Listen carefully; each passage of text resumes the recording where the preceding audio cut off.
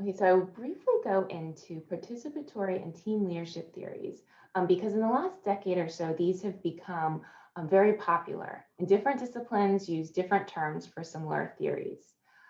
The nuances between these theories are relatively unimportant for us today, but it's just important to know that there are different options for leadership.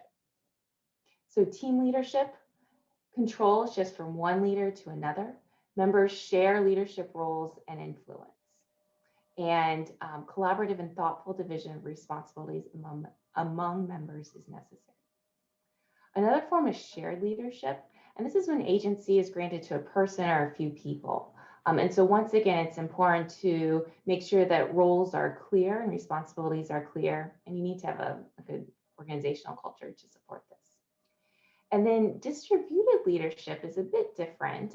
Agency moves among members throughout the leadership process.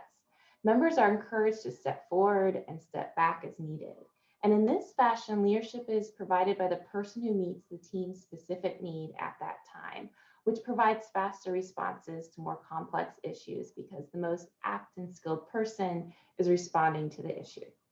Now, it's important to note that distributed leadership is most successful among mature teams with skilled members who collaborate well together. When I first studied distributed leadership, I was very excited about this one, about the autonomy and fluidity that it provided. And I eagerly tried it out with one of our student groups that I advised. But it flopped because the students needed discrete leadership roles and didn't have enough experience working in groups to know how to autonomously lead. For a team to achieve its potential, the roles of its members should be matched to their abilities.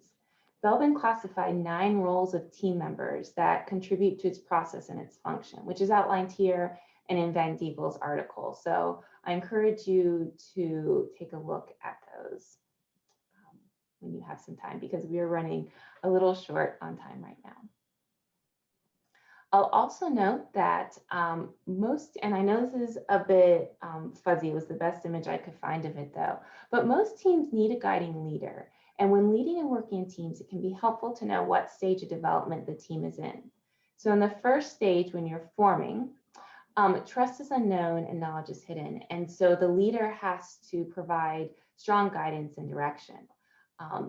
If knowledge is not shared well and distrust is not earned, the group can go into a storming or difficult situation. But hopefully knowledge is shared and there's collaboration, and that's when the group comes together and it's called norming. And then it moves into this wonderful synergistic area where knowledge is created and the group is performing well. And then in this model, the final stage is adjourning. Most groups do disband after.